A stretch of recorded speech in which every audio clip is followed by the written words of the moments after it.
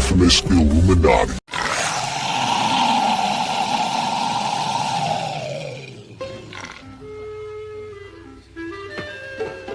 Hello, my baby. Hello, my honey.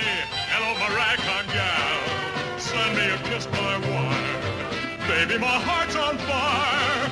If you refuse me, honey, you lose me. Then you'll be left alone. Oh, baby, telephone and tell me I'm your own.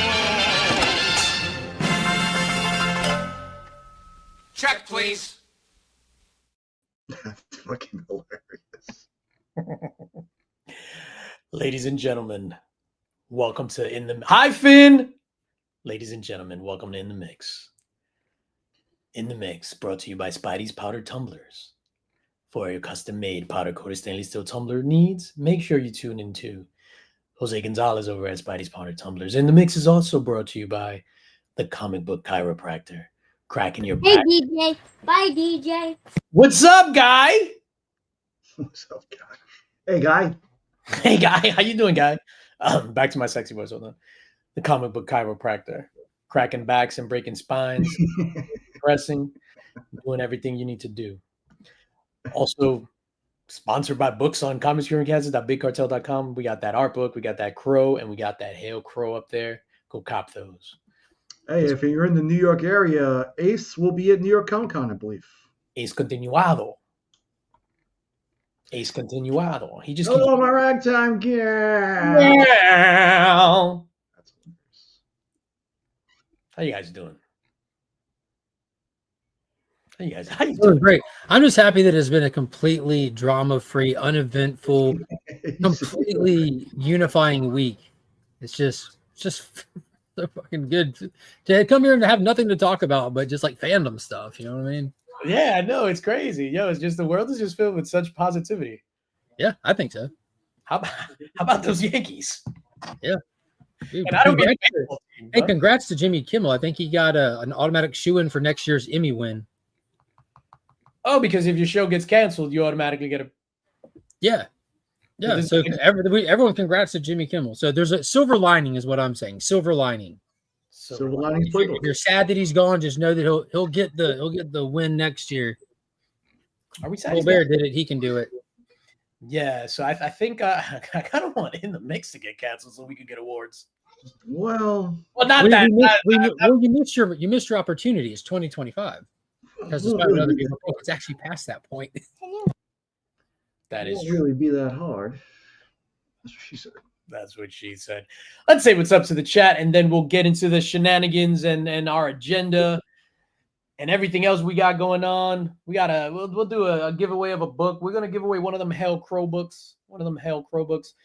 Big shout out to Jonathan Medici in the house. Las Cruces. Hey, Las Cruces! What's going on, dog? Remy Q Studios. We want to send our love to the lovely Miss Angel. I'm allowed to call her the lovely Miss Angel, right? Because that's her name. I'm not being a creep. That's her name. But you're a creep. So yeah, happy birthday to the lovely Miss Angel. Marty Aleko in the building. Joe Michaels, what is going on? Mrs. Lynx was crack-a-lacking. Brian Barrick is here. JSS Brooklyn, the mod to the stars. The mod to the stars is in the building. Taylor Winder is here. Shane, what's up, Shane? Steven C. Warlord, what's going on, brother? I haven't seen you in a minute. Thank Warlord with two ASM 300s I saw. you. Oh, that's an ASM 600 then. Pops Attic, what's going on, Poppers? Jeffrey Castro in the building. Hey, Jeffrey or Joffrey? Jeffrey or Joffrey? Joffrey. Joffrey. I said Jeffrey? I think you did. Oh, shit. Must be Flip on my yourself a Jeffrey, mate. I'm telling you, DJ, everybody. must be on my mind, you see? His name is Joffrey. Yo, my name is Jeff. What do you guys want to talk about baseball? What do you guys want to talk There's about? an MLB hyperlink in your chat for the first time. Let's go. Yeah, and Tyler's not here, who's a diehard baseball fan. Yeah. Would you guys consider yourselves baseball fans? I enjoy watching a baseball game, but I wouldn't consider myself a fan. Tino, what's up, dog? Mark, rarely do I say this, but you're a liar. Depends on Which fire. part? You love baseball. Roll the evidence. Up next, representing Legions of Comics, is Mark Landon. Mark is a YouTube host. Oh shit! Yeah, they said your whole government at the baseball stadium, dog. Yep. I like how you cut it off before they cut the Comics Curing Cancer promo that we wrote for him. Oh no, I cut it off because you throw like a girl. Dude, I was the only person who got that ball all the way straight to the catcher without the catcher having to run for it. He just stood there. Straight to him. I wasn't throwing. Up next, What? I wasn't throwing a fastball. I just tossed it to the guy. up next, representing Legions of Comics, is Mark Landon. Mark is a YouTube host for Legions of Comics and one of the campaign coordinators for Comics Curing Cancer, an official fundraising campaign of the American Cancer Society. Through their efforts over the past 3 years, Comics Curing Cancer has been able to raise over $95,000 to help fight cancer. Cancer is truly a super villain, but Yeah, groupies there. 95K, baby. I didn't want to bring up a sore subject, but I had a family there. My parents were there. You have parents? Yeah, I didn't want to bring up a sore subject. Oh shit!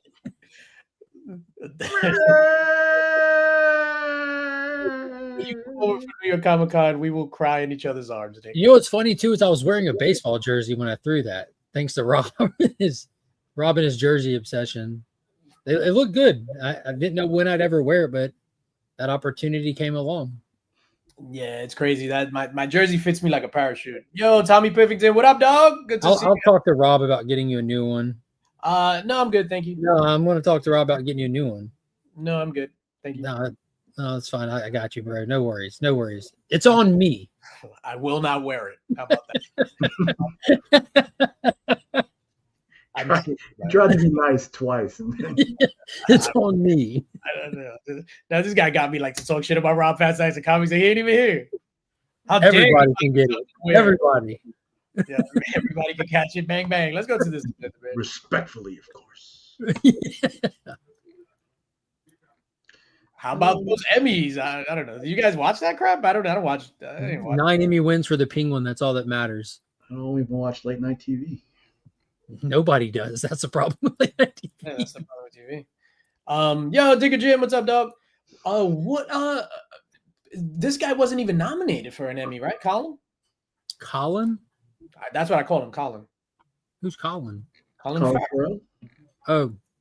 Oh, I don't know. He'd already won the Golden Globe. But Like, he wasn't they swept the nominated. Globes. I don't know if he got nominated for the Emmys. I just went and checked on all I went and checked is after the fact how many Emmys Penguin won specifically. That's all I I think it cared was about. 9. No, I think it was 9. Yeah, No, well, Melania- yeah, I'm sure it was 9. Yeah, she won for a supporting actress or whatever. Supporting? She's a main character. No, the Penguin's the main character. Everything else beyond him, I think, was considered She's a supporting. man. I don't think there's anybody else that was. I don't know how they categorize it. Maybe it was lead actress. She deserved that shit though. I was about to say, judging from the sound of Nick's fingers, it sounded like he was checking, but I guess not. No. That's his process. Loudest keyboard that side of the Mississippi. I like the sound. I like the sound. He always spells stuff wrong though. Penguin, yo, like legit Penguin. Man. It's good. It's really good. Yo, it's one of the best HBO shows to come out in mad long. Mm-hmm. But since before, I'd say personally, and I know it's like still in the comic book genre, but I think Peacemaker season 1 was like the best comic book show to come out until Peacemaker came out, or a TV show. Like take out comic book, like Peacemaker was legitimately good as a show that happened to be a comic show, and then Penguin was legitimately good as a show that happened to be based off a comic. And now we're back. Game of Thrones, the House of Dragons was really good. Yeah, Like really good. highly impressed with authentic. Yeah. 2 Game of Thrones shows on 2026. Gotcha. I think the shows can decide which categories to nominate people in supporting main drama. Is that true? I don't know. Taylor said it. I'm going to trust it to be true. I'm going to repeat it like it's true. But he's a known liar. That's why it's fun. Shit, like, oh man. That's interesting. That's why the Menendez documentary was nominated for Best Comedy. Yeah, the documentary and the TV show. They got like two things out like around the same time as each other. Yeah, that's why there was so much press around the Menendez brothers. It's crazy. And then you know how people are like, oh my God, like they went through so much stuff, and yeah, they still committed double murder. Yeah, but, exactly. Like, but who cares, you know? It's just like fucking dumbasses. And this rookie card too. the what? I got their rookie card. The Menendez brothers rookie card? Was just like one of the slides like Dexter has. No, on what? Mark Jackson. Mark Jackson for the Knicks. His rookie card for his first year has him dribbling a ball, and they're in the background at the guard. Their floor seats right behind them. Floor seats right behind them. Yeah. There's like a plethora of weapons at their feet. Plethora. What is that? Plethora? Would you say I have a plethora of gifts? Plethora. Metal Elf says, do you think they will ever do Hedge Knight? That was option, George R.R. Martin. I don't know what Hedge Knight is. No. Mark says no, flat out. Flat out says no. Flat out says no. What they're doing, what is this? Dunkin' and the Egg. The Egg Night, I think. This one. Dunkin' Egg, that sounds dumb. You want to just go straight into Peacemaker? Yeah, every day, all day. Every day, all day. You've been eating Greek all week. Why not? Yeah, I was about to say, DJ, if you're 6 inches into Peacemaker and Vigilante 6 inches into you, which way are you moving? Back and forth. Oh, I don't know. Which way you moving? Away? I don't know. What's the correct answer? Depends on how you feel. You and your higher power, brother. I'm gonna do jumping jacks. Hey, yo. Peacemaker season 2, episode 5. Mark gave it a 9 out of 10. I did. I saw it on his the posts on the old YouTube. Nick, what did you give it out of 10? I don't know. It was pretty good. 7.5, 8. I'm with Nick on that, man. I don't know where I still don't understand how you said a 9 out of 10. Tell us why. Easily. Tune in Sunday night to find out why. Boom, there you go. At Week's End, Sunday nights at 8:30 if you want to see why. And there's the pro, and there's the plug. So yeah, it's an easy 9 out of 10 because easy 9 out of 10 because what are the things that you look for when you're critically trying to rate one of these shows? I look for what are some of the dumb metrics that people talked about with Superman? I look for joy. I look for hope. I look for colorfulness. Yeah, I rated this higher than the Superman movie. Like, that's a layup. But what are some of the things that you legitimately look for when you're rating something critically? For me, aside from any like technical things, like no, not aside from nothing, just for you, like technical stuff included. Technical stuff, directing, writing, acting. That's always number 3. I mean, number 3. That's the top 3. Yeah. Directing, writing, acting. I scoop plot into writing because obviously that's that. Those are my top 3. Yep. So directing wise, it's unquestionable. This show is phenomenally directed. You can almost say that about almost anything on HBO. I mean, like almost anything on this platform. The directing, like I don't know what you entail in directing. I wouldn't say it's been phenomenally directed. Hey, hell yeah. Yeah, so this episode, I don't know who directed this episode. I don't think Gunn directed this episode. Oh, look at you now! You're defending it. Oh, no, I'm saying but this episode was phenomenally directed. There's literally nothing that stood out as problematic on a technical aspect of this episode whatsoever. That shit is trash. Completely credit HBO as a company for that because they almost bring you the tools when you're working under HBO. They bring you the tools where you have to fail on a creative merit because they have all the technical tools for your show to already be starting at an advantage compared to other places. Because HBO, that's just what they have. They have it at their disposal. Look at The Last of Us. Look at this. It can be the worst episode with the shittiest writing and the dumbest thing ever. But on a technical standpoint, you're still looking at beauty. Like you're still looking at good quality. Are you? Well, no, I was just let me not. Go ahead. No, go for it. No. Try it. It was a stupid. So there's that. So that's how I would look at that aspect of it. But this episode 5, was a crucial pivot point in this 8-episode arc, and it mirrors the same format that we got from the first one. Back to you. Just real quick, Joe gives it same 9 out of 10. So for him, it's mid. Yeah, that's mid. That's mid because That's it's mid. 8, 9, 10. So it's mid. Yeah, So but I'll go out on a limb, and I bet Joe's holding a point in his pocket because he knows what's coming after this. Like, you seen it? no, I know what's coming after this to a degree, and it isn't like I have plot synopsis or nothing like that.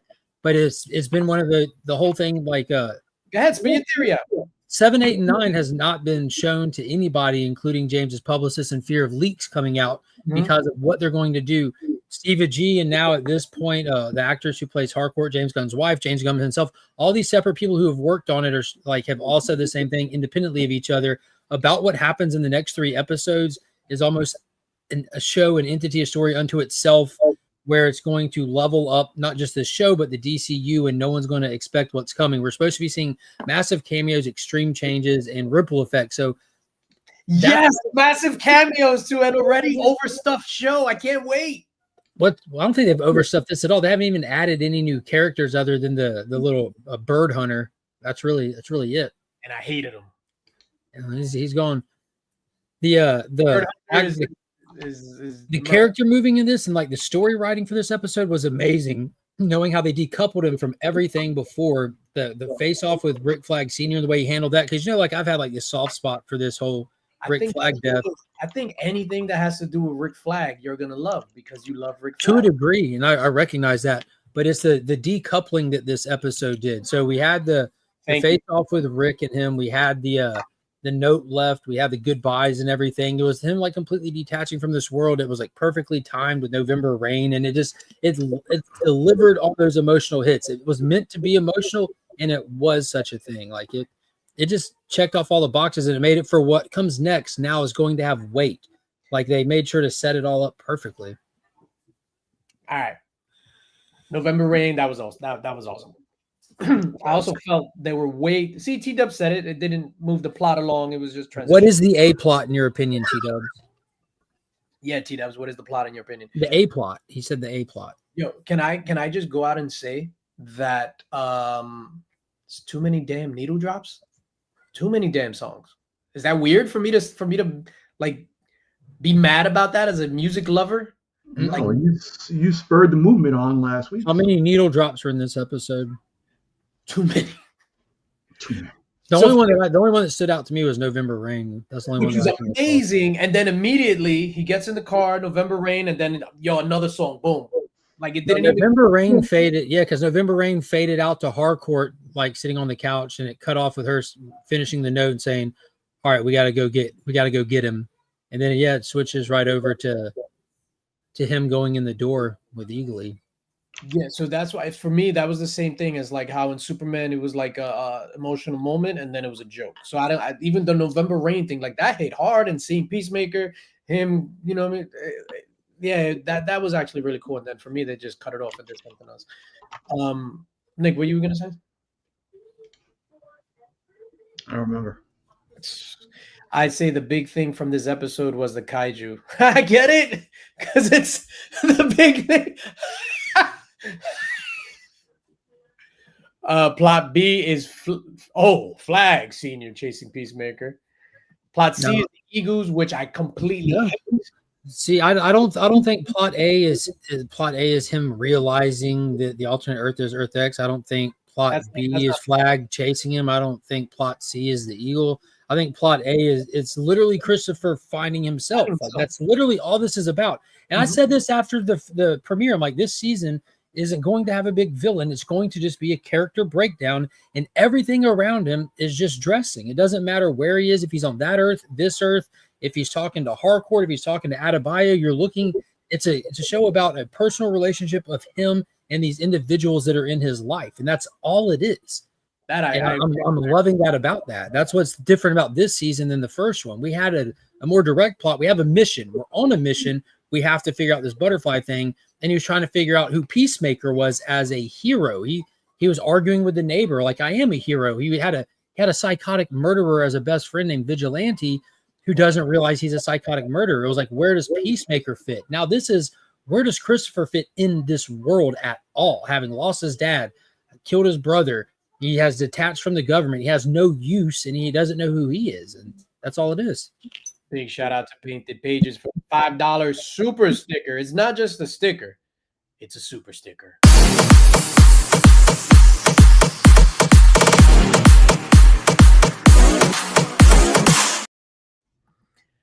Nick, what are your thoughts on this trash? Actually, I was kind of hoping there was a little bit more vigilante. There's literally no vigilante. And when there is, he's just like, oh, ask me some trivia questions. Yeah, I'm looking forward to him killing his doppelganger when we get there. We've seen his doppelganger 5 times now. 5 times we've seen Adrian's doppelganger, I think. First of all, hold up. See, I take umbrage with this statement. I'm not DJ. I can find joy in life. Joy is very overrated, sir. I can find joy. Just read that. Yo, fuck Joy. Peacemaker Talk, love it. Season 2, just a dang good TV show, not superhero show, but well structured, well acted, great storytelling, great show. Yeah, that's what we were saying before you got here too, John. Like with Penguin in season 1 of Peacemaker, take the genre question out of it. They were just good shows. Yeah, whatever Brother John says, I'm going to agree with. Except if it's in agreement with you, Mark, then I disagree. But I agree. Me and Brother John have fun debating each other, so that's probably a safe bet. Nice. John says, I feel like they just merged Peacemaker with Superman movie. And now he'll be in those movies going forward. Yeah, they're a little too indulgent in that, in my opinion. They mentioned in the one rift isn't the same as every rift, and having the opening the door is not the same as Lex opening a pocket dimension in a pocket universe. And so what do you think is going to happen in the next couple episodes, Nick? What do you think is going to happen in the next couple episodes? Because Mark probably knows this shit by heart. But let's see what you have to say. Like theory-wise, without knowing anything, without seeing any spoilers or anything. I loved how they just accepted that Eagle is his sidekick now. His brother's just like, okay, cool, let's go. Rescue Eagle. He's like, come on, man. That was awesome. Yeah, I think there's that inevitable moment where they find out he's not the Chris from their dimension, that he killed the other Chris, and there'll be the fight and the whatever you want to call it at the end. The Argus Chris is essentially not the argument. The Argus headquarters. We'll be right back. The only thing I really want more of is Bordeaux and spandex. Bordeaux and spandex. Bordeaux is the chick with the eye.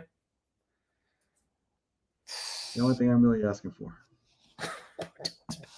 Screw great plot and storytelling. I just want the actress. I know I'm going to laugh. I know it's going to be a decent story. Just give me more Bordeaux and spandex. I'll be happy. Yeah, she's awesome. I'm hoping Eagly turns out to be the dimensional portal key. We have not seen Eagly in the good dimension. That is true. I want Tim Meadows in spandex. Shout out to Tim Meadows. I think Tim Meadows has definitely been the highlight of the season for me, for sure. Oh, how great was he in this episode too? Bro, whenever he's on, hold on, let me make you big. Whenever he's on screen, it's hilarious. Just his delivery is like insane. That's Sasha Bordeaux. What do you think is gonna happen, Mark? Oh man, I still think that we have room to bring G.I. Robot into this. I legitimately think that, because Gunn is very self-indulgent. I think we're seeing that with the excessive Superman references. I know there's not other DCU stuff to really reference outside of the Superman, Suicide Squad, and Creature Commandos, and we haven't touched Creature Commandos yet. Like I think we should expect G.I. Robot, them coming over there, sneaking around, trying to get to Christopher. By the end of this next episode, might be the realization of what things are like over there, and not everybody gets back through the door. I think that Thirst Court, the alternate Harcourt, I think she's going to get shot. I think Altcourt is going to get shot, and he's going to try to bring her back to the main universe, and she's going to die. I think he's going to go scorched earth on that other world with G.I. Robot potentially. You don't think they would have teased G.I. Robot by now, though? No, absolutely not. You know what's funny? Because GI Robot wasn't even on my radar until somebody posted on Instagram, and I was just like, "Oh, like I didn't see it before. I didn't see it a few minutes prior." And I was just like, "Oh wow, that makes a lot of sense." Just saying. I hope it's GI Robot. I hope it's any of the Creature Commandos. Quite frankly, I hope it's not Superman. This is not my hate for Superman. I just think it's too. I don't want it. Yeah, I love Superman. You're right. He does not belong in this show as a brand. 1000%. Like he does not belong there. If he didn't want to help against the interdimensional like neon monster, like why should he come over here? I just it's too soon. I hope it's not like Guy Gardner again. We got his cameo in the beginning. Like I would like to see GI Robot and the Creature Commandos. I really enjoyed that show. And like the poor kid who got beat up by Eagly in episode 4, who got darted and put on Christopher's shoulders in this show. He also had his hand broken in this show. If you remember in the beginning when they were at the park and he goes to run and the little blonde haired dude pulls the gun and he just smacks his hand breaks and then he knocks him out and puts him on his shoulders. That dude who keeps getting put that sweet little man down or whatever Flurry said. Cutie pie or something. Yeah. But like that guy did excessive amount of mocap for this show that we still have not seen. We have no clue what he did the body casting for or the mocap for. He did full body casting and mocap. So I'm thinking you keep breaking this poor little boy and overdosing him with tranquilizers. You might have to put him in some kind of Argus test something and get him out the other side. And knowing how James Gunn enjoys these characters, but he enjoys making them his own way, I still think it's in the realm of possible for them to reach in the Charlton closet and pull Captain Atom out. Mark's hitting on all cylinders. Damn. I don't like those cylinders. I like to return to sender. Ah, man. Whatever. I guess I'm just a hater. I'm just a hater. Am I just a hater? Yeah, Taylor Winder said you are, and he's never wrong. No. He said that I don't like joy. Is that the same thing as being a hater? Like by definition, I think.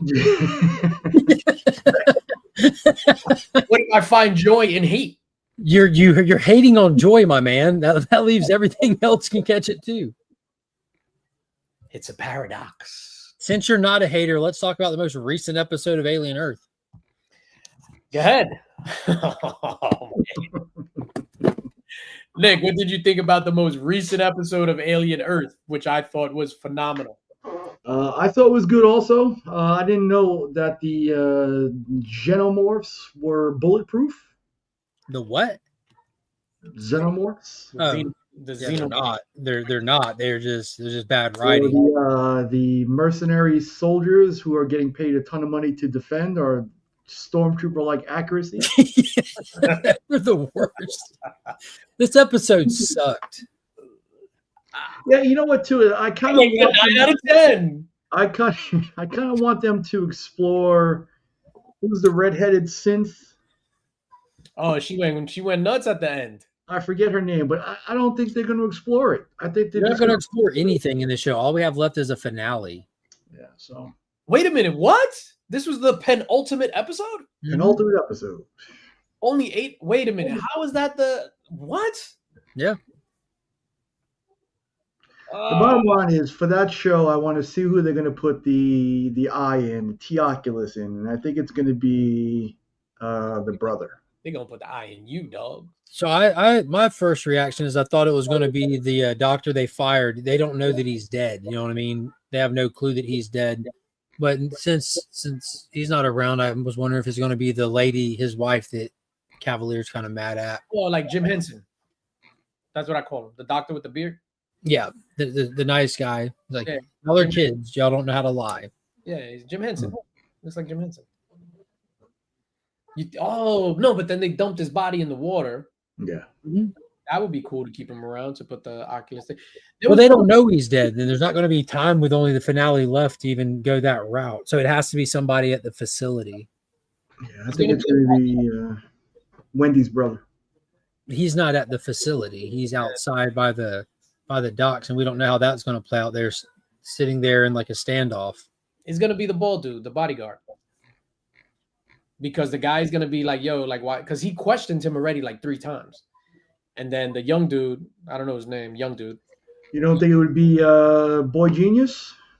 That thought crossed my mind, but no. Would he put it? Would he put it in himself? Pause.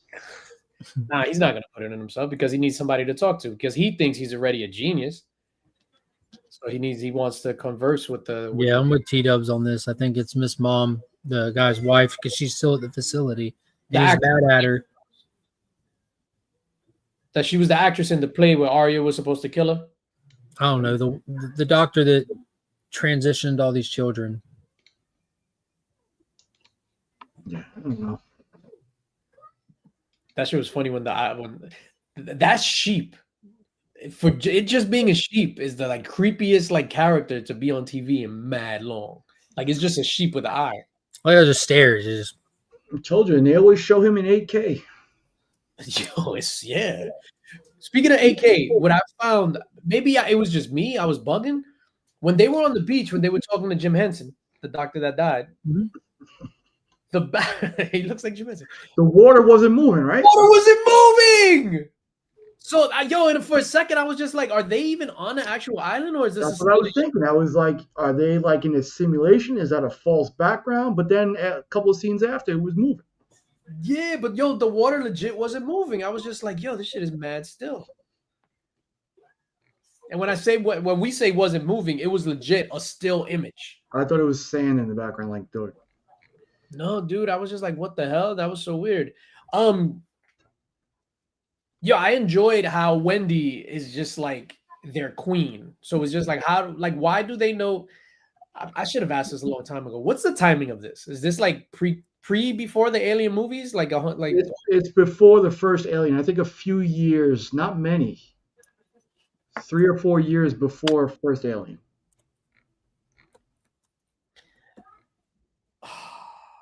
No, it makes me wonder why are they giving they're giving it up to Wendy? Why the aliens are just like, oh shit, we fuck with this chick. Is it because it's the first female they encountered and they recognize? No, I think it's just because the writers made a poor choice. That's all. Hello, my darling. You want to see that's what we're waiting on. Where is Hey, it? you remember the worst thing that ever happened in the Alien franchise as a whole when Ripley was click-clacking talking with an alien in Resurrection? Let's do that again. I wouldn't consider that the worst thing to happen in the Alien franchise as a whole. I would say the stupid ass doctors in Prometheus that are just like, I have a PhD and I am a doctor, but hi, little gooey snake. Yeah, I'm a professional zoologist qualified to travel across the stars, hand selected, and I'm gonna go talk to this hammerpede I've never seen before that has all the characteristics of a predator. Hi, little snake. Yeah, that was the stupidest decision a character ever made in the franchise, but the stupidest idea that the writers ever had was Ripley click-clacking with the xenomorphs. Ooh, that'll be dope, Pops Attic. But I think that would take away the clash between him and what's his face? Say it. What's his name? Raylan Givens. Yeah, how do you remember all these names? Because I watched the show. We've been watching it for 7 hours now. I can't remember it. Yeah, I can't remember none of these cats' names. Just Wendy, because it's from the. What's her real name? Marcy. Look at you go. Yeah, that's two names, one person. Yeah, you should have just left one of those names and remembered Kirsch. Kirsch. I think Kirsch and Morrow are easily the two most interesting characters. They're easier for me to remember. And the kids say Kirsch's name a lot. Oh, I thought that was the kid's accent. Oh, Kirschding. Yes. Yo, Morrow getting the eye will be dope. Or probably Kirsch getting the eye. But then again, can the whatchamacallit, because can it pilot a synth? Yeah, because this guy's a synth, the other guy's a cyborg. And then it's not going to go into one of the kids because the kids are a hybrid.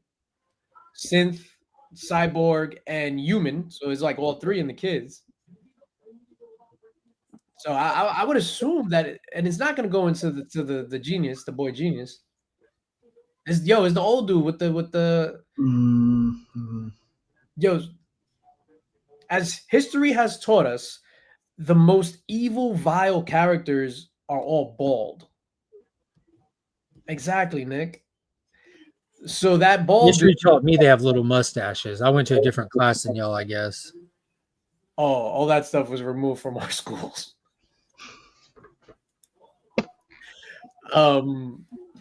Yeah. I don't know, man. I'm super disappointed that was the penultimate episode. I did not know that. Yeah. Why were you hoping for 5 more? No, I was hoping for this was episode 10. So like Peacemaker, 10 episodes. So that's 8. what Peacemaker's only 8? Mm-hmm. How? But if you just said 7, 8, 9. No, 6, 7, 8. The next 3 are the ones that they've kept. 6 and 8 will have the biggest reveals in them, and that'll be it. Oh, so we just watched episode 5 of Peacemaker. Yes, sir. Yeah. Oh, okay. Yo, I don't know. Did Joe Michaels must have seen it? Like him? Are you seeing anything like that show him? I mean, the movie him? Yeah, I've seen nothing good about it. Said Joe Michaels didn't like it. He has it on the lowest ranking on the Jordan Peele scale. We went through it all on the member stream last night. You gave it an 8? No, he gave it a 7, bro. It didn't even hit his scale. Is he capable of giving things a 7? Yeah, it's rare. That's the point. Like, wow. What about Mr. Clean? Mr. Clean is the biggest villain of them all. Like, he infiltrates your house under the guise of products, and then he's banging your wife. over with. Shout out to Mr. Clean and his magic eraser. So a 7 out of 10. Yo, I'm hearing that shit is like getting panned left and right. Yeah, big time. And it's even in the I thought market. Jordan Peele directed it, but he didn't. He did it. I just found it out today. Yeah, so I don't feel so bad anymore. I guess I don't know if he's a producer or I don't know what part he played in it. I think he might have wrote it, but yeah, I don't feel so inclined to go out my way to watch it now either, though. Yeah, but even if he was directing it, like I didn't feel Nope. Oh, I love that one. But that's like right up my alley kind of thing. I love the mystery of it. I love the atmosphere of it. You know, being pretty much we're pretty much on Skinwalker Ranch for that. We're like that was just man, it was awesome. Wasn't for me. Us Yeah. either. Us was better than Nope, but it wasn't no Get Out. Like Get Out. Hands Across America one, that was awesome. Yeah, that was okay. But Get Out to me was like next level. Yeah, Get Out was great. Get Out was kind of something that I feel like we've done a lot of times before in different. It was just like a different skin on the same kind of story. Because there's that one where like the girl goes with her rich boyfriend to meet the family. Next thing you know, she's being hunted, and they brought her there on false pretense. There's all kinds of stuff like that's been done, like so many different versions. No, but they're like this. The way they did Get Out was for me is like one of the best non-superhero movies of the last 10 years. It was good. Or not even. I think it came out even more than 10 years ago. Maybe. Yo, what's up, Collector P? Yo, check this out, man. I wanted to do this thing. Let me know if you guys are with this, right? So I'm with it. All right, you're with it. So we're gonna play a game. It's not really a game. I'm out. All right, it is a game. Would you like to play a game? There's no winner. There's no this and that. So it's basically this or that. So I'm gonna ask you between two things, and then you just like what would you prefer and why. So there's no right or wrong answer. But you have to pick one. You can't say pass. You can't say Pop's already said. no, Pops, no. It's like, for example, I'm not gonna do this one, and it's whatever you think it means, whatever. So like Marvel, DC, right? Marvel or DC. This. So you would pick one and state why. And this is like real stuff. This is not like. So do we actually say this or that, or do we just pick one of the two options? You pick one of the two options and state why. Okay. Ready? Oh shit! Yes, no, maybe. Chat, you could play along as well. Ready? This is whatever it means to you. Stan Lee or Jack Kirby? Jack Kirby. Why? I think for personality purposes and everything that we've learned about Stan along the way, Jack didn't get the recognition he deserves, and he's equally responsible for building out the Marvel universe. And you can't have one without the other. But Jack deserves way more flowers now since he didn't catch them earlier on. And art is always going to be more influential than storytelling on a grand level because art is what brings people in. Story will keep them there, but art is what'll bring them there in the specific comic book medium. Nick? For me, it'll be Stan, even though I believe that Jack gets all the should get a lot more credit because Stan is always attached to my happy thoughts of superheroes since I was a kid. Like he's been the personality of it all. Interesting. And to be fair, there's not a wrong answer for that. Like both of them are absolutely acceptable answers. You guys are actually both wrong. Ironically. Correct answer was where are you at with it? I'm gonna say Stan, right? Just for the complete opposite reasons you said, Jack, Mark. I think the storytelling comes first and foremost. Storytelling, like I feel a comic book, you can have shitty art but still have a great story. And there's been, for example, Department of Truth is one of those where in the beginning I just didn't get the art, but the story was great. Had it been phenomenal art and then a shitty story, I would have dropped it. So have you placed the time of this question at all in your mind? Because you just gave it like a 2025 application to these two creators, which isn't applicable. At the time, the stories that they're writing are for kids. They weren't like how comics today are for adults, you know? I placed it at a time. I placed it at Friday, September 19th, 9:42. Yeah, and that's what it sounded like you did. You didn't place it in the late 50s through the 70s where it really belongs, where a lot of this stuff was written for kids and they were buying it for the pictures and they were enjoying it for the pictures first. When you walk by a newsstand, Jack Kirby has to get you to go pick it up against everything else. And without Jack Kirby, nothing would have happened. Unlike Nick, I wasn't alive in the 50s. Well, you can still know your comic history. But it's whatever you deem the story. Yeah. So, but the majority of people say Jack Kirby. Metalwolf says Stan Lee. Brother John, Kirby was a storyteller. Lee was a script writer to me. So many beats were the same throughout early Marvel. Kirby showed with the Fourth World. Yes, sir. I'm going to say Stan. Yeah, that's fair. And Stan was what an advocate too. Like without Stan advocating the way he did, none of it would have, no matter how good their writing or their art was, none of it would have held the way it did or reached the amount of people it did. All right, you ready for the next one? That'll thief. That'll Nick, I want you to do this one first. Pause. Jim Shooter or Neil Adams? Oh.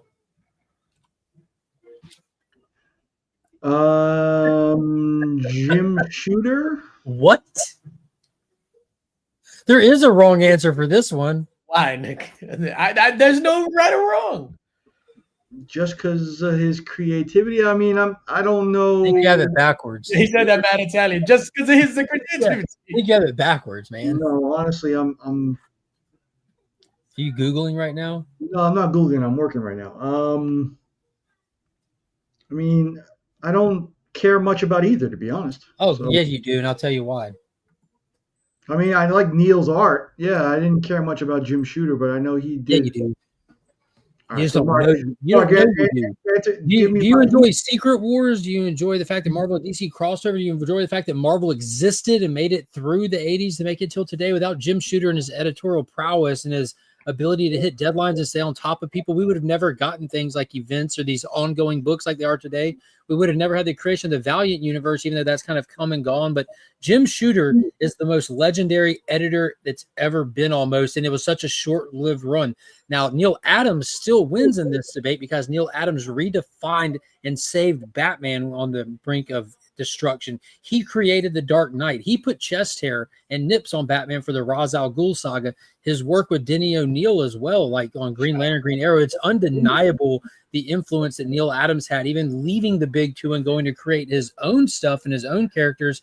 And on top of that, he's an amateur scientist that would go do like little conferences and stuff and talk about wild theories like plate tectonic dysplasia and stuff and keep General Hopgood's theories alive over the years. He's a phenomenal human being that saved Superman his first day going to work into the bullpen. He said, "Hey, where the fuck is Jerry and Joe?" And they're like, "Hey, they don't work here. We got their property." So he went and campaigned against the company he worked for to make sure that the broke and hungry creators of Superman not only got paid, their entire family got paid for the rest of eternity, and they were able to sit at the premiere of their own fucking movie when it released. Neil Adams is a goddamn god in the comic book industry that the ones that came behind him just look up to him. There's no way they'll ever be on his level. Damn, Nick. I cared more about Marvel, so I did care about Jim Shooter. There you go. No ties, ladies and gentlemen. No ties. Digger Yeah. Jim, no ties. Metal Elf, no ties. I am going to say Jim Shooter as well. Because Jim You're Shooter, wrong. Wrong. because of the stuff he did, Secret Wars, all that other stuff, Edited.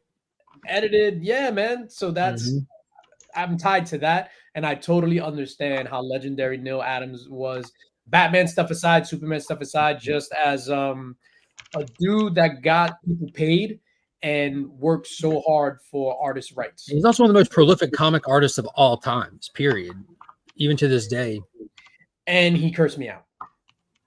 At New York Comic-Con, I was filming him, but at a distance. This is before YouTube, right? So when I was at New York Comic-Con, before my YouTube stuff, I would still go out and go to Comic-Cons and film videos and shit. And I was filming him, and he was said, why the fuck are you filming me, or some shit like that. Good for him. And I was like, fuck you, Neil Adams. I'm going to pick Jim Shooter in about 7 years. That's what I said. All right, moving right along.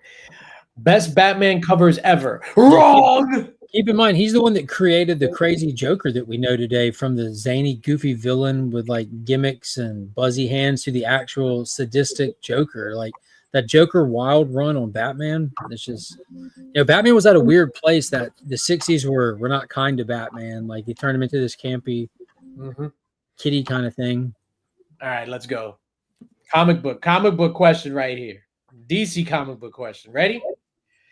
Absolute Batman issues 1 through 12 or New 52 Batman issues 1 through 12? DJ, you answer first. This is fuck. I'm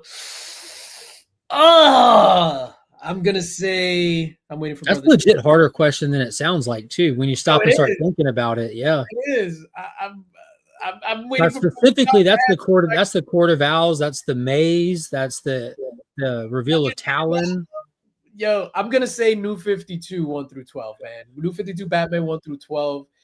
I'm loving the shit out of Absolute Batman, but the New 52 stuff, when I read it, I read the first story arc, which was the first 5 issues or maybe 6 issues in trade, and immediately I ordered trades 2 through 10 right after that. I am going to say Batman New 52. That, to me, aside from Immortal Hulk, is my favorite run of all time. There you go. Boom. There you go. Just damn, you just got that shit at the ready, dog. Well, everything has to stay in arm's reach. It's like Peacemaker's closet in here. There you go. Go ahead, Mark. Sprang. I would agree with Batman New 52 for the reason that it's in continuity. I mean, it's New 52, but they pretty much kept Batman's continuity pretty much alive throughout that whole reset.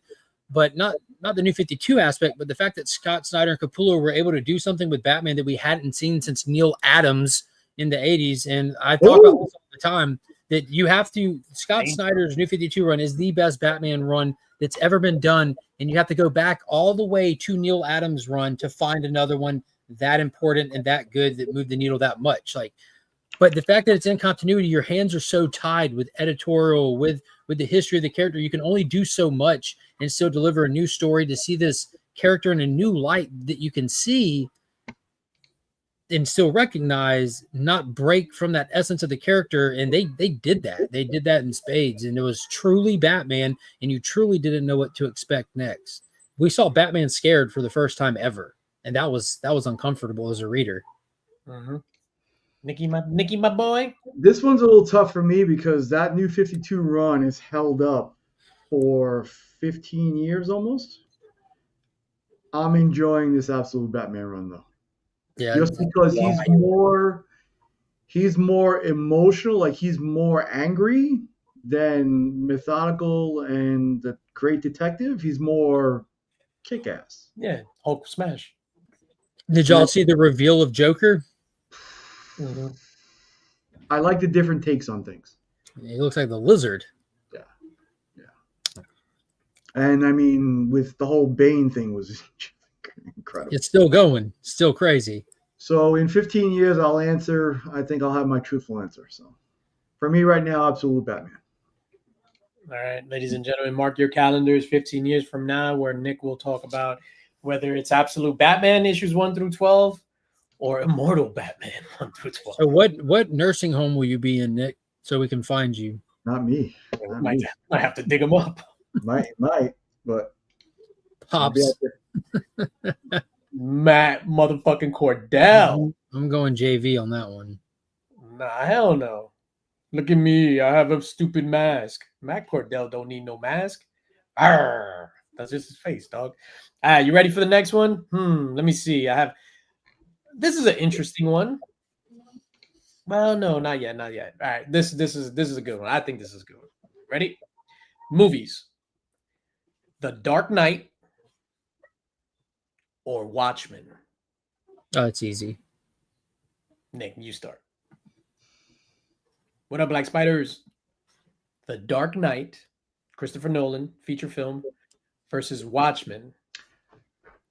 I like Watchmen better because they're different characters and more. because they almost show penetration. Well, that too. Hallelujah. There you go.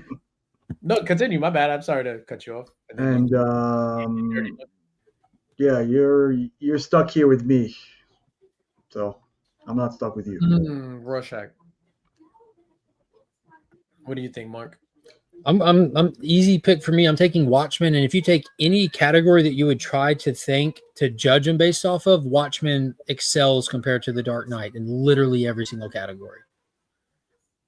For me, Watchmen has a higher rewatchability.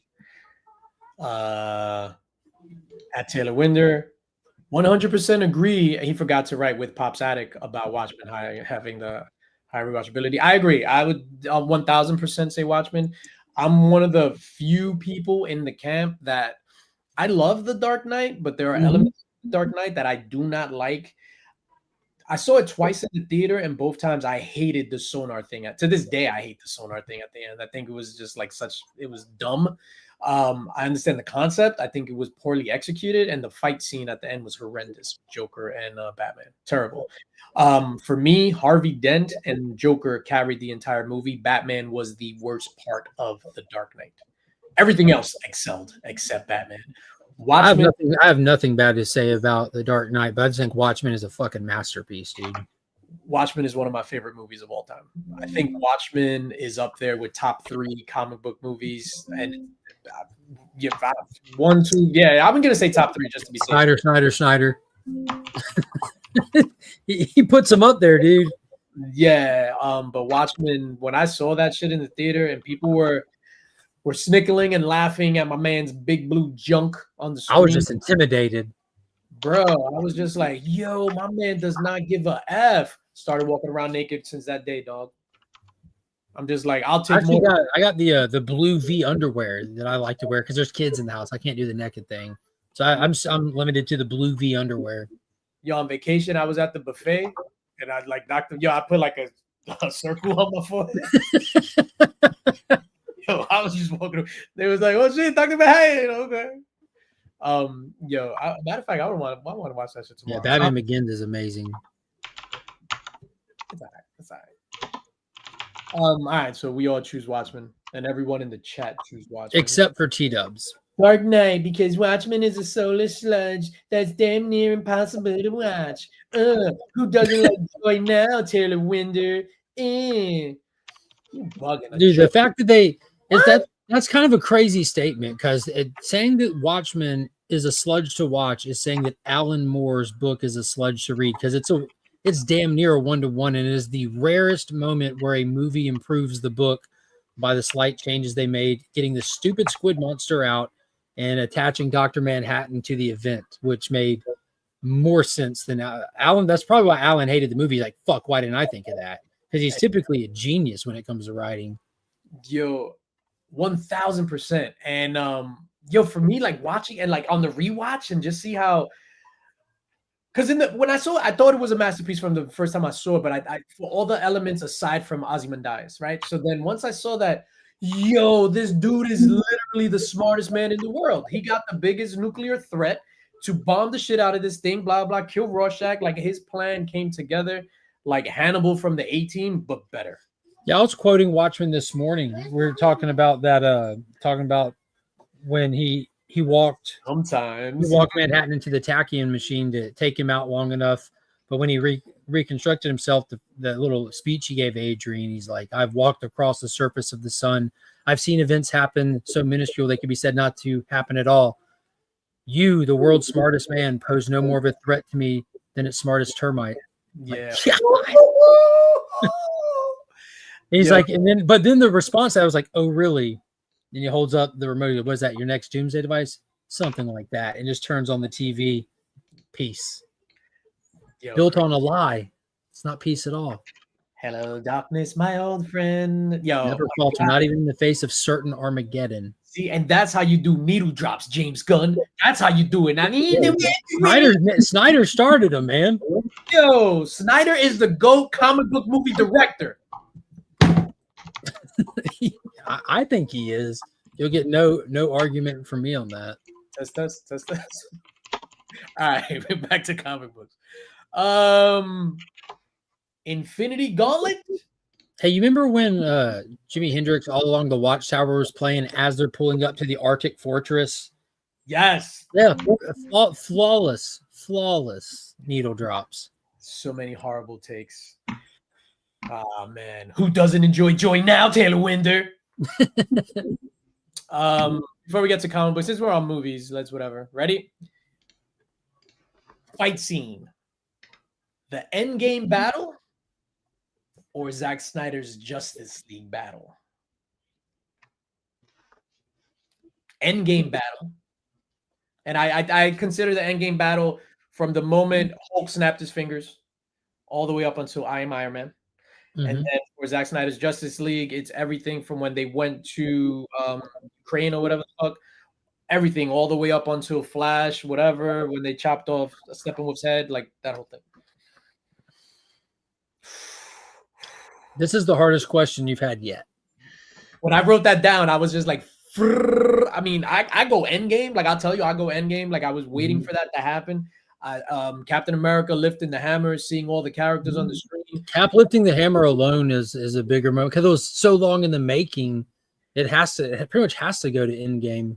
Till this day, if I were to go in the living room and walk in on that scene where it's Cap lifting the hammer, yo, just talking about, there's something that I just have an emotional reaction to it. Like I can't control it. And I don't think it's the whole final fight scene at all, because so much of that final fight scene in Endgame is cringe and stupid, and I love every bit of it. How dare you, sir? How dare you? It's cringe and stupid. It's cringe and stupid. We're fighting now. We're fighting. You want there's a good bit of it like shut up, cunt. The whole like little randomly forced lineup of all the female characters on this battlefield that all of a sudden are just all right there side by side.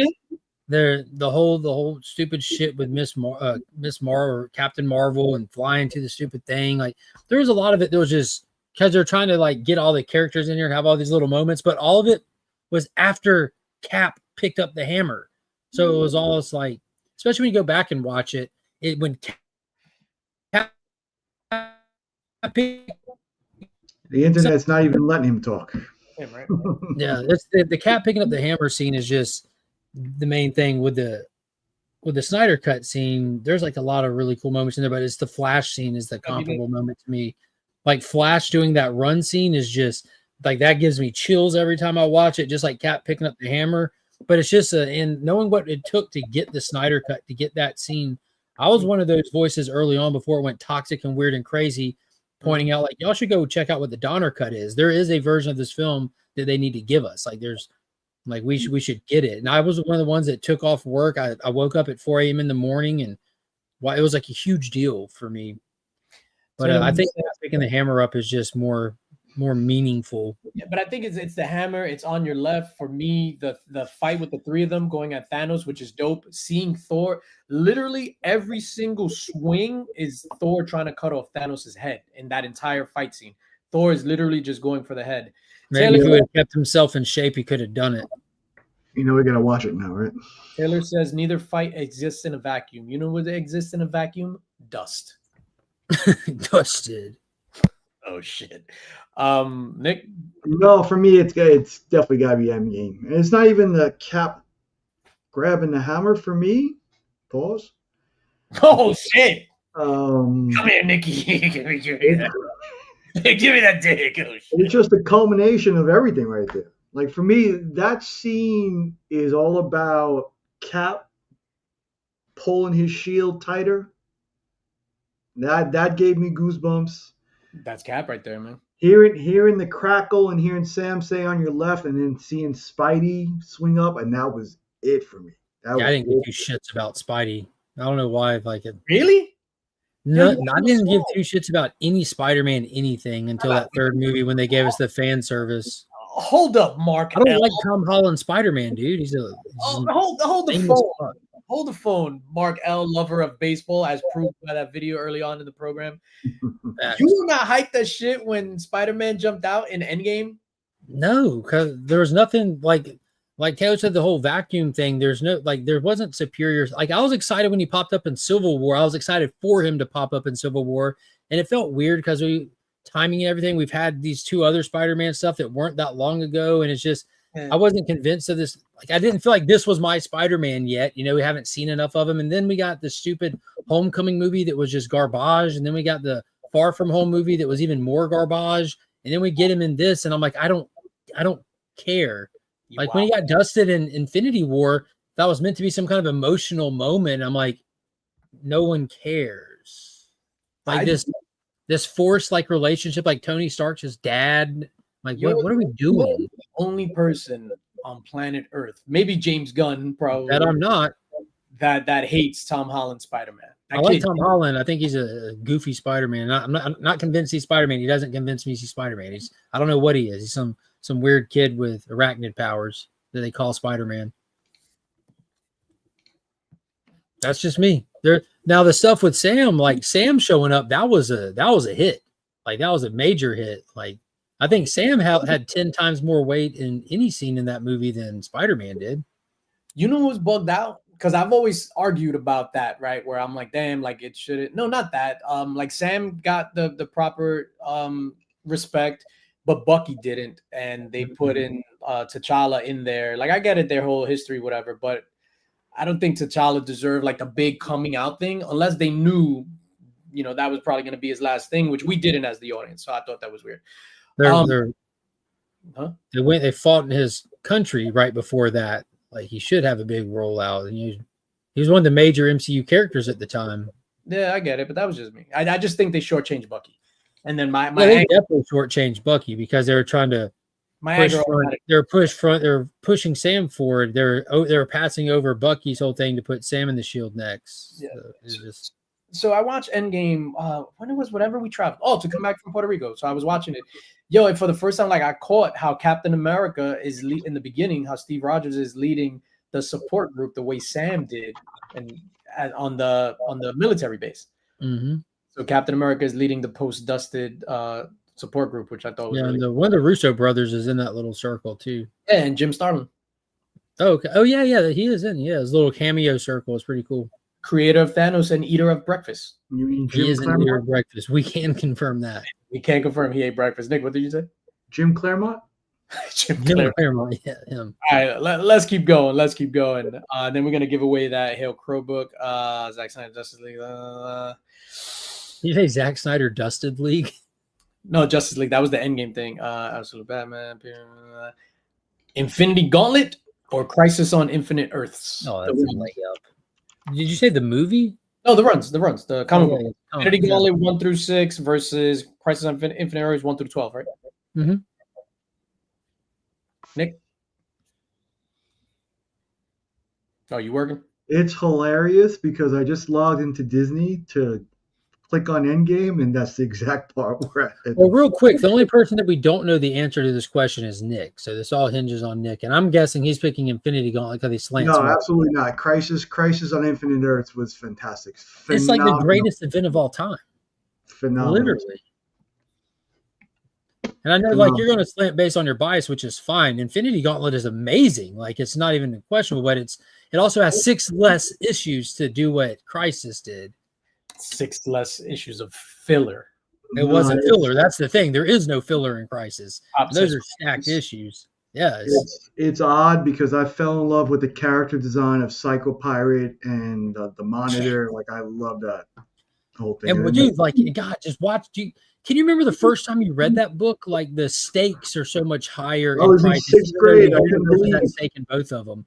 I couldn't when you believe see the guys crime syndicate, like the dialogue, like when it's like this group that spent their whole life terrorizing this world spends their last moments trying to save it, and you just see the defeat in Ultraman where he looks back at him and just flies into the antimatters. Like dude, that stung me as a kid. I'm like, what the fuck am I reading? Like, they just killed him, and then it just washes over the rest of them. Like, and that's how they start the damn book. Like, I'm like, golly, trash. I'm gonna go for Infinity Gauntlet. Infinity Gauntlet changed my life. Changed my life. Infinity Gauntlet is the single reason why I want to get rid of half the universe. So that's it. That's why. Yo, the strongest wills require the greatest sacrifices, or the greatest sacrifices require the strongest wills. Either or. Yeah, I'm gonna go for that one. That Ted Bundy quote. Here's an interesting one. Comic book YouTube or conspiracy theory YouTube? Conspiracy theory YouTube. It's unlimited. It's never ending. Nicholas? Can I have pickleball YouTube or? Yo, if you're watching pickleball videos on YouTube, that's crazy. I forgot. You're one of those pretentious people now, aren't you? Comic book movie spoiler videos, those I'll take. E-Man says neither. Image, that wasn't the question, sir. That wasn't the question. Comic book YouTube. Nick says comic book. I'm the tiebreaker. Wow. Why do you say comic book YouTube? First, because I don't care about conspiracies. They scare me. I'd say conspiracy because if one of them was gone, that's how I look at this. Like, which one? If one of them had to be taken away, my life wouldn't change without comic book YouTube. Because I read my books. I don't care about what's coming out. I don't do top 10 lists. I don't do any of that. I hang out with my friends on YouTube, which I don't care if we're talking about comics or whatever. I'm hanging out with my friends. That's what brought us together. But if I don't have my conspiracy YouTube, where am I going to get that at? I have to go back to buying books that aren't being printed anymore. Go get the Life magazine, 20 Greatest Conspiracies of the 20th Century and all that shit. You remember those? How they come out with those every year and stuff? Like, that's what we used to have. And like, I bought them all through my life. Like, damn, that was a super throwback. Yo, I used to buy those books, like the 20 days, the every 20 year people in the world. What, yo, crazy stuff. The America's Gangsters, and they do like the list with all those people and cover like, yeah, I'd get all those. You'd have to wait on tragedy holidays to get that year's exclusive magazine for that topic and find out whatever new information was going on or came out. Like, now we get it in real time. Yeah. Hell, Pat Bet David just had this woman on for 9/11 who's been canceled off everything. And the last time I did this, his show got taken down and took a strike because they don't like you talking about a lot of 9/11 stuff. And she has a direct energy weapon theory toward the whole thing, which is crazy.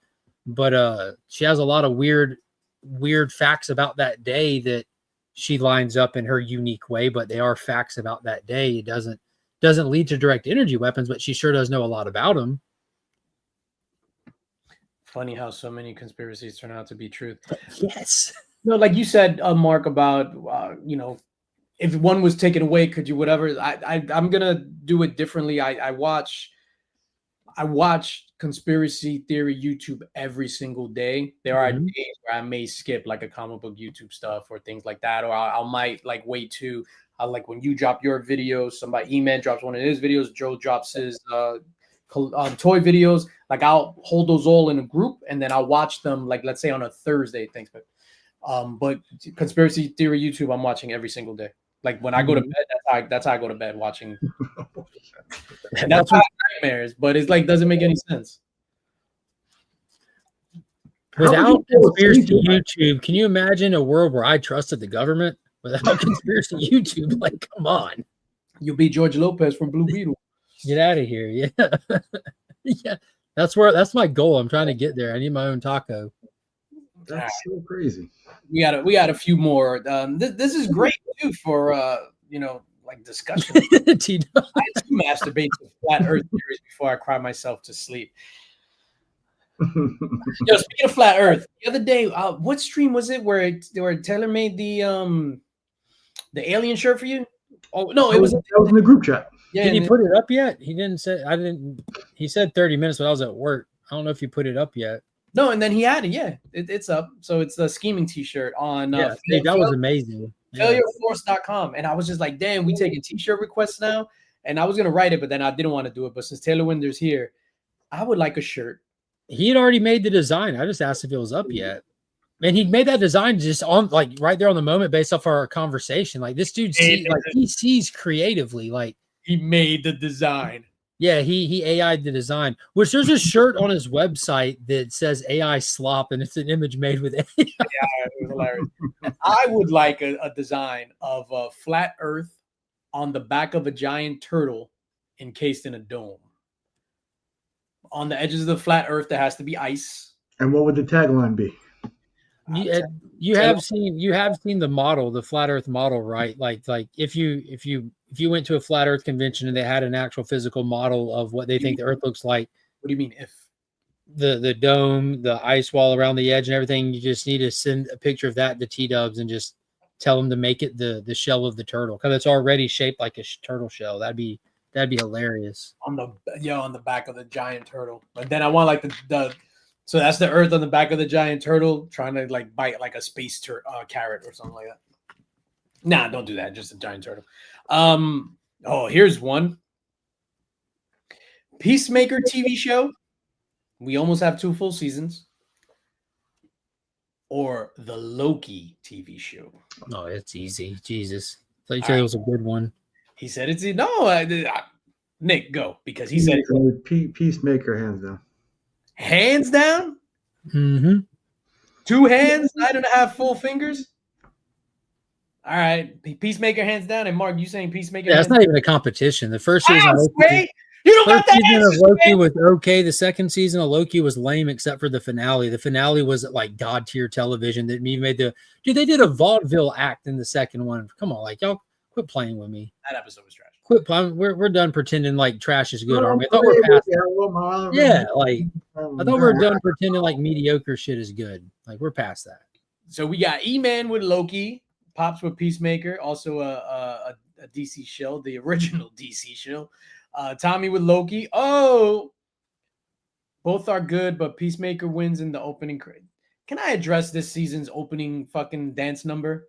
Real quick, Taylor, I don't see the new shirt on here, man. I hate it. Nick, you hate it as well? The new dance? I didn't think it was good as the first one. I watched it once, and I don't watch it again. Well, that's the problem too. I don't skip it. By the third, this one I skip because it's horrible. Season 1, watch the dance number all the time. Yeah, but you use the original song because you know this one. Yeah, I flip flop it because I used it on YouTube. I used the new one time and it got hit with a claim, so I don't use the new one on YouTube, but I'll use it on Instagram. I hate the new Peacemaker opening number. Not even the dance. Like, forget about the dance, just the song. I hate it. No, I legit like the song. Yeah, the one time, like when I use the song on YouTube, you see the little caution thing on it. Yeah. Yeah, it gets restricted in But how if you're using the YouTube sourced? It's restricted in certain territories or certain places that don't have permission to use that music. Like like I don't run YouTube, man. That's just you don't. No, that's Chip Getler's area.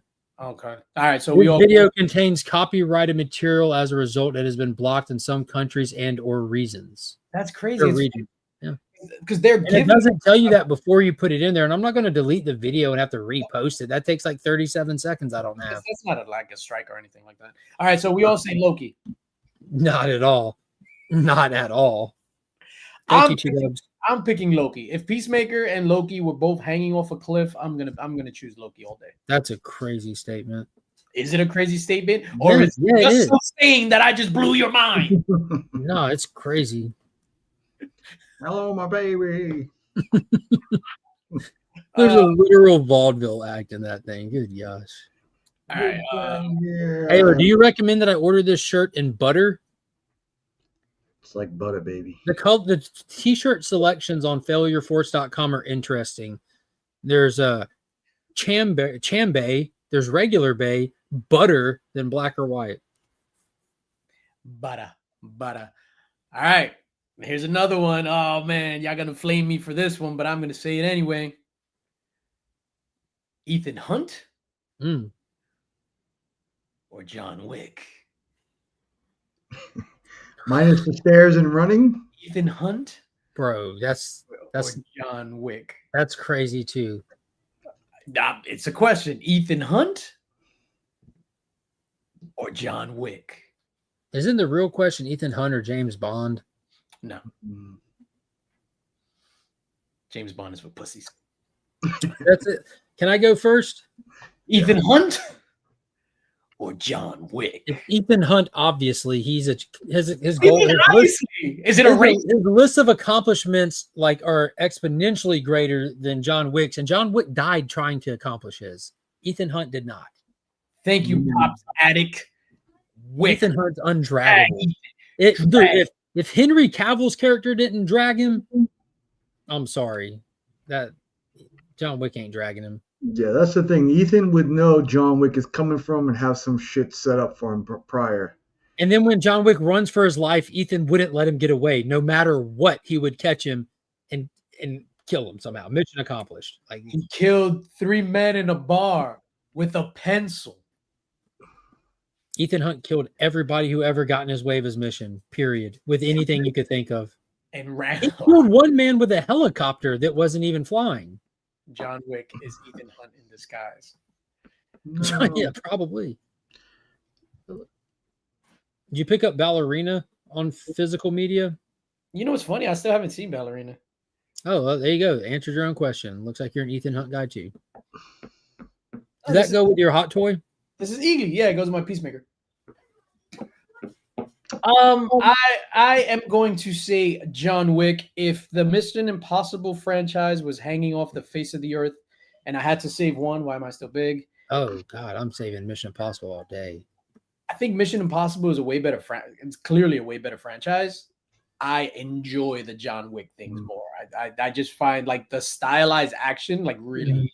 Oh man, it is great. I like that the choreography stuff that they figured out for his character, like that close-in elbow fighting, the close quarter stuff. That franchise for me has been like a fighting Pigeon Toad with the elbow, like that shit is dope. It's been like a standard like diminishing returns franchise though. Like I really love the first one. I thought the second one was a blast. There's elements of the third one I liked, and the fourth one I just thought was just over bloated, regurgitated, and I hadn't even seen Ballerina because of it. Yo, my dream is to go to like one of those Eastern European like raves in like an old castle or some shit and like have a fight. I thought you were going to say that the big roundabout and just stand in traffic for 27 minutes and nobody hit anyone with a bullet. Yeah, that was amazing. Keep in mind, one of Ethan Hunt's greatest weaknesses is stairs. John Wick. Yes, John Wick, stairs. Ethan doesn't have any. No weaknesses. He'll break bones and keep going. Weakness. Yeah, I have trouble getting into the pool in the middle of the summer, and this guy could stay under freezing cold water for about 30 minutes in his drawers. You know, he held the actual world record for holding your breath for a while too. Like in real life, Tom Cruise. I thought it was like a record for shrinkage. That's crazy. Well, he did this before it was the cold water stuff. This was from Rogue Nation when he did that jump in that right into the fountain. Yeah. But yeah, Ethan Hunt as a fictional character is a ridiculously impressive fictional character, being that he's not like super powered or nothing. This is a good one. Take away Ethan's team and planning, just straight up one-on-one. John Wick wins. Just them in a fight. Nope. You throw them in a room together, Ethan's going to body him. I disagree, dog. I don't. It's John Wick. He killed 3 men in a bar with a fucking pencil. Yeah, but you just threw a scenario out there where he doesn't have a pencil. So what's he going to do? Sell me this pen.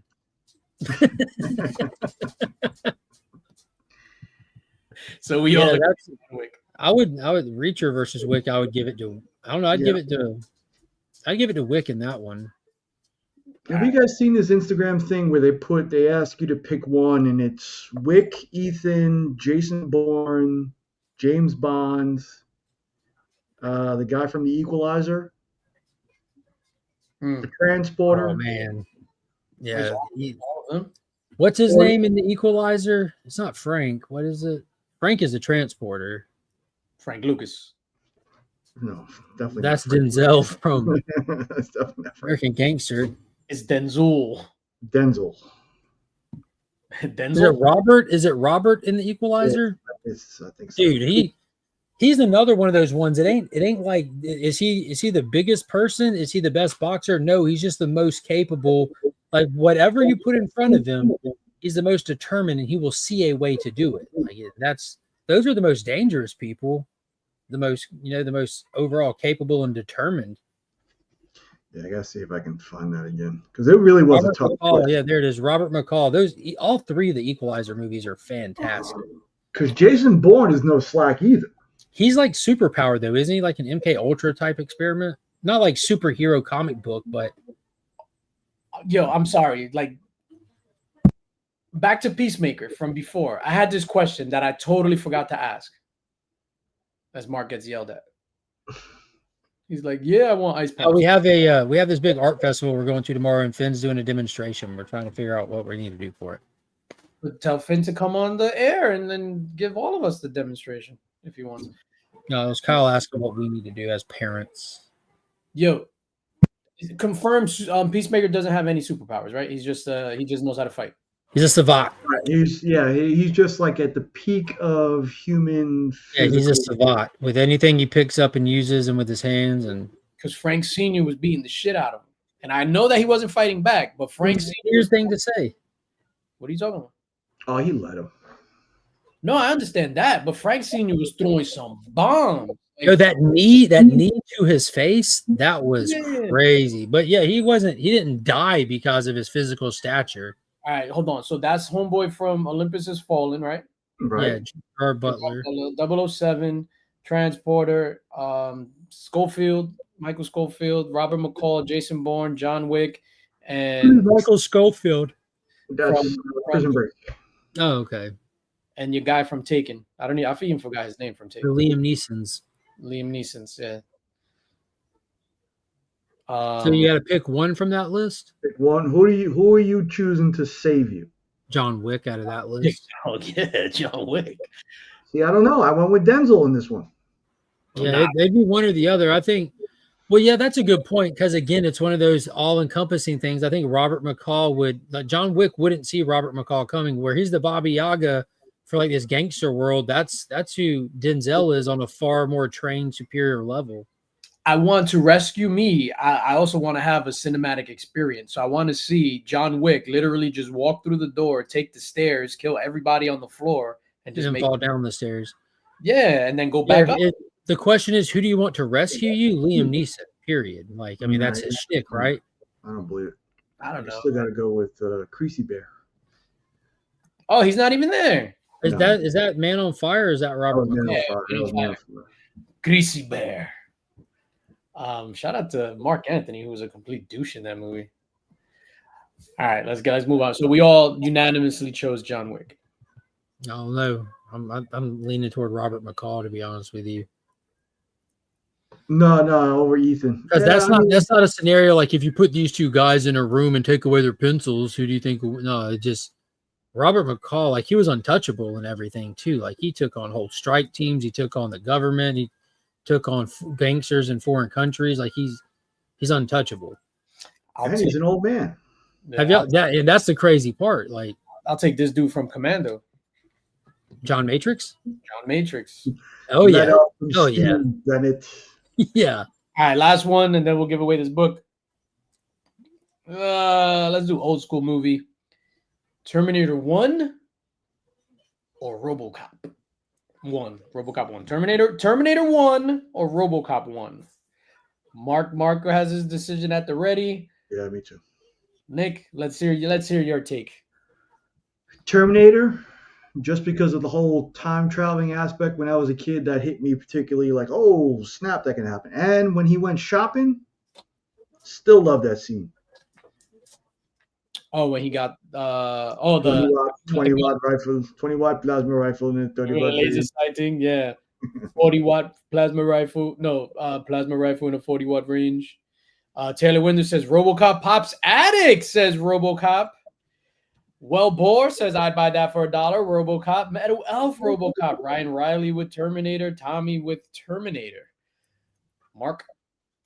RoboCop all day, every day. RoboCop 1 over Terminator 1 all day, every day. I am the tiebreaker once again. We got another Terminator. Yeah, RoboCop 1 is hardcore. Like the vibes of that movie were insane. Special effects are tip top. Terminator 1 is amazing story-wise. It's limited by budget. It's a flawless film, but it's also not as advantageous as RoboCop. Both of them are in the same realm and genre and awesomeness and stuff. But it wasn't until Terminator 2 that you got that scale of what you'd already got with RoboCop back in '87. Joe Michael says Terminator. Thank you, Joe. Yeah, Terminator 2 takes RoboCop every day, but RoboCop takes Terminator 1. We got another one for Terminator right here. Thanks, Black Spiders. I am going to say Terminator 1. I think just from a storyline perspective, like take everything out and throw it out the window. Yo, I legit think the Terminator 1 like plot device. It's amazing. The greatest plot device in the history of the world. Like you know what my favorite part is when the guy time travels butt naked, steal clothes from a dirty, pissy hobo, runs around sweating and bloody, and then strips down naked and bangs this lady. Hell yeah. Yo, shout out to all the nasty. Yeah, despite against all odds, he still got some. So he can give birth to himself. Yeah. Yo, that's crazy. I'm my own grandpa. He's living in his own nuts. That's crazy. Joe Michael says, WTF DJ, thank you for pointing out that I said Terminator and not RoboCop. Appreciate it. Joe says clearly Terminator. Yeah, who would win in a fight? Maniac Cop or the Predator from Predator 2? Maniac Cop or the Predator from Predator 2? I am going to say Maniac Cop to anything you tell me. So yeah, I was just testing. I wanted to take you away from Predator 1 to remove some bias, just a little bit of bias, but I'm going to say if you tell me who will win, Maniac Cop or Galactus, I'm going Maniac Cop. Maniac Cop or Arnold from Predator 1? Plot. Oh, yeah, you are Maniac bastard. So is the Predator in the Maniac Cop outfit? Maniac Cop is the Predator in the movie. Yo, super plot twist. Yo, somebody draw that. Or AI, T-Dub.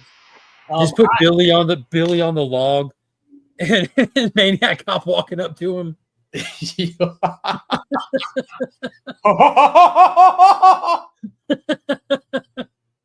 a big pussy. You got a big pussy. Wow. I said Terminator. Thank you, Joe Michaels. Like we get it. You just once, Joe. That's all you gotta say. I'm 100% gonna say Terminator. Like that movie just stuck with me, and I enjoy RoboCop immensely. But for me, Terminator 1 is just one of those things. Nostalgia wise, I don't know. It for me is just perfection, and I actually dig the grittiness to it and the low budget to it. I think, I has saw like a restoration of it. Terrible. Where they got, like all the grain. I've got it in 4K and they kept the grain somehow. Mm-hmm. Yeah, I just love it, man. All right, so let's give away this thing. Yo, this thing was like, man, cool, man. This or that. I was right in every single one. F Peacemaker, Loki all day. That's crazy. Joy is overrated. So, hey, remember the alligator? Remember that big cool character, the alligator with the little crown? He was cool, right? Oh, and Loki. Yeah, I thought you was gonna say. Yeah, it's so forgetful. It's so forgetful. Alligator, the 1980s movie. It wasn't a crocodile. The 1980s alligator movie is great. I like when you wreck the wedding, but the sequel was even better when all the hunters went in the sewer to try to go get him, and they got caught. Mark out here proving points. Shout out to the sewer. Have y'all seen the new Toxic Avenger movie? They're talking about it in the chat a little bit. I have not seen it. I still haven't seen it. The OG. Oh yeah. So Tommy had said Killer Clowns are toxic. Well, I'm going Big Trouble in Little China, T-Dubs. I love that movie, man. Oh, Buckaroo is great, but Big Trouble that's peak. Buckaroo Banzai, I love too. Yeah, that's Or Megaforce. All right, I'm bringing up. Any Megaforce watchers out there? Mm-mm. Barry Bostwick. Taylor, I ordered this shirt and I opted to not get 15% off because it wanted too much personal information. So you got full price from me. Nice. That's the way you got to do it, dog. It was one of my birthday and shit. Sign up for the newsletter. Give me your birthday. I'm like, you don't need that for a newsletter. No, and he knows. He knows when you subscribe and immediately unsubscribe. Well, that's why I was telling them ahead of time that's why I didn't subscribe, because it wants my name and my birthday. You don't need that.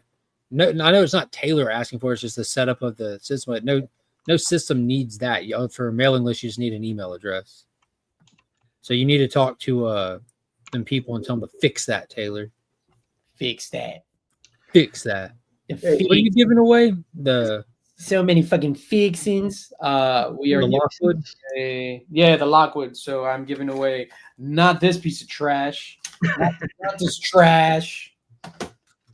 We're giving away just a copy of Mark and I's exclusive for Hail Crow. That is so beautifully drawn in colors. Yeah, it's amazing, man.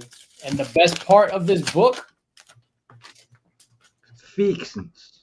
so many fixings. Stevie's hilarious, dude. When he shoots himself, like that was craziest episode ever. That's the best part of this, right there, baby. All right, let me add this back to the stage. There's gonna be so many fucking fixings. Fixins. Hey, an honest question: do we really think that at any point in any future superhero movie would be as good as, if not better than, that final scene in Endgame? Final scene in what? Endgame. No, absolutely not. Yeah, for me, that's never going to be top. Dude, we've peaked as Marvel fans and DC fans. Like it's just at comic book movies. Yeah, like we've peaked. Yeah. Cap only ever picks up the hammer for the first time one time. Anything after that, it's just not the first time he's done it. Yeah, man. He just shows up in Doomsday with like 10 hammers. Hey, the picking up the hammer made them laugh. Made them emotional. Let's just have them with dressed as a giant. With an entire tool belt. Oh, snap. Taylor Winter says, legitimately, the only reason I collect B-Day info is for giveaways and B-Day discounts. Yeah, good try. Good stop. Yeah, sure, buddy. Yeah, that Endgame shit was so like, yeah. I can't believe I cried. If that's the case, I'm just going to put a fake B-Day in there and just make it tomorrow so I can get that discount. Oh, you got bidet discounts? Bidet. Hashtag wet. That Zack Snyder's Justice League came awfully close, man. I think that like the emotion of and we say it a million times, man. It's crazy how in the theatrical cut they made Flash such a jerk and they cut out Cyborg, and they're literally the two most important characters in that movie. Yeah. It's insane. They're the heart and soul of that movie, and they were both removed. That's why you got that abomination that is Josh Whedon's Justice Cut of the Justice League, which is the worst DCEU movie out of any of the DCEU stuff. Horrible, trash, garbage, whatever you want to call it. Basura. That whole scene when Cyborg is on the roof dialing in and trying to get a lock on himself and his dad's dialogue, and he's like inside of his programming and he's talking about like the entire world's arsenal is at your control, its whole financial systems, and he goes, your power, no, your responsibility isn't what you will do with it, but how you will not do it. And like that whole scene is just insane, and they cut that. That's crazy to think that wasn't in the movie. Nuts, bro. So Marty makes a good point here. Personally, when Hugh Jackman flips the yellow cowl over his face, oh my god, so good. Movie, we need to talk about maybe next week things that happened in the trailer that shouldn't have happened in the trailer. Yeah, that have been shown in the trailer.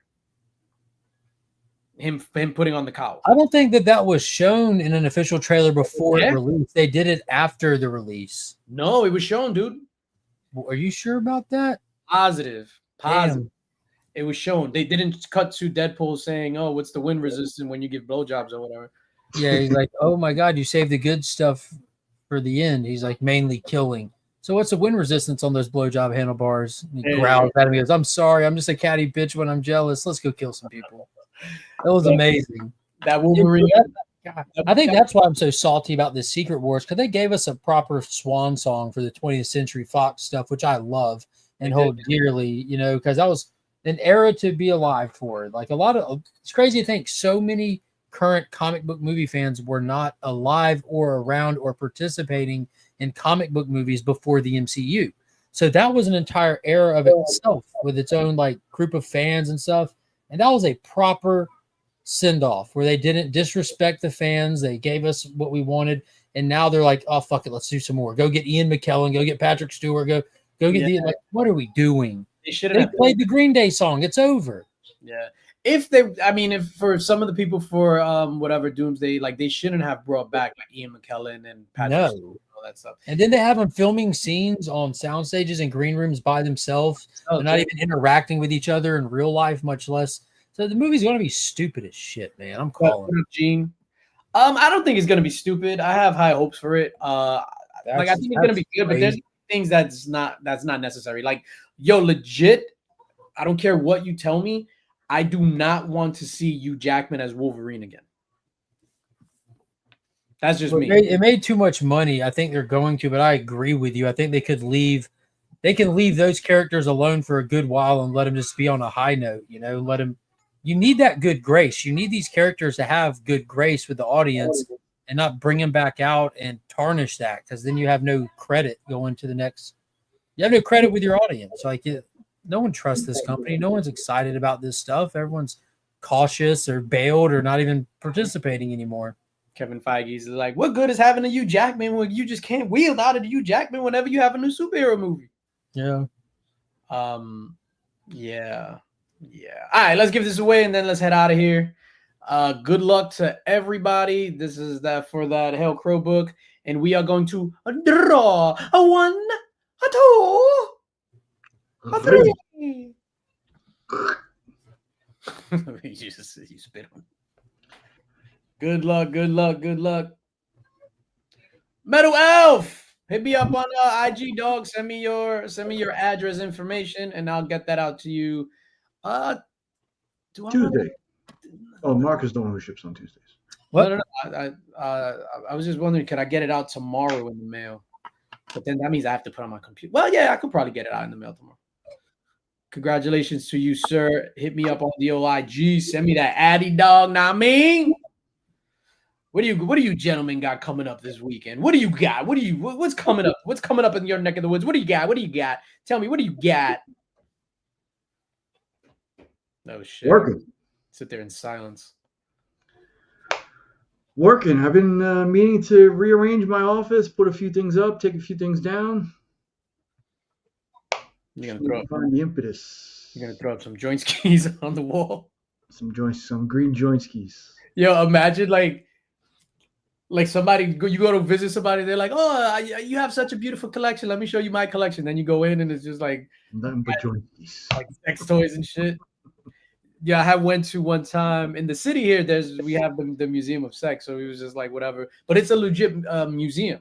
But then on the first floor you go in, and it's like the history of joint skis. It's just like, these cave women were using rocks. It's like Jesus Christ. Like carved, and then it was like you go up and it's some sad stuff, man. It's like super sad. Like I was just like, how is this here? This is terrible. Mark, what do you got coming up?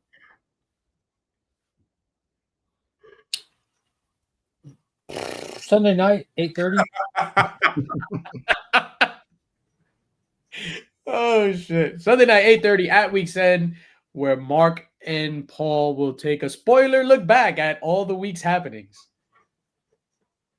Be there, be square.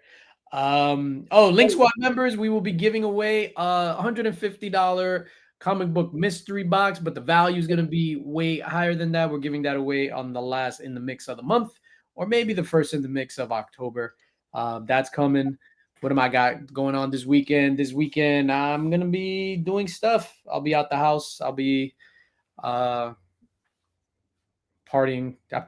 We fucking party like every Saturday, dog. I don't remember the last time I was home on a Saturday. But that's just me. Ladies and gentlemen in the chat, we appreciate you coming out tonight. We couldn't have done this show, this program, without you.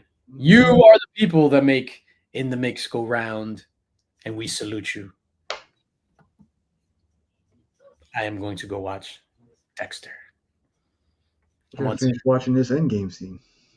Yo, man, it's crazy how legit I put that on to talk about it, and I just get emotional. It's like that's my body's reaction to it. It's like make me feel good. Anyway, let me get out of here. Ladies and gentlemen, we love you. We'll see you next week. Peace.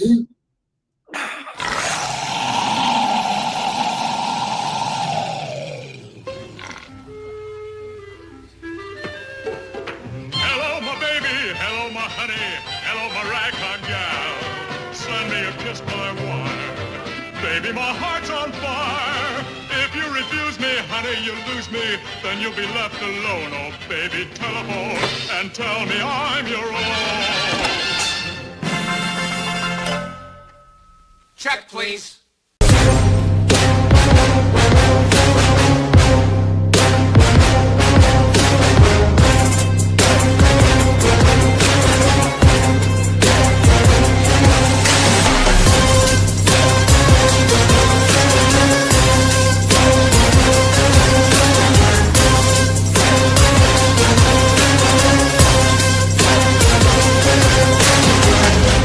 The infamous Illuminati.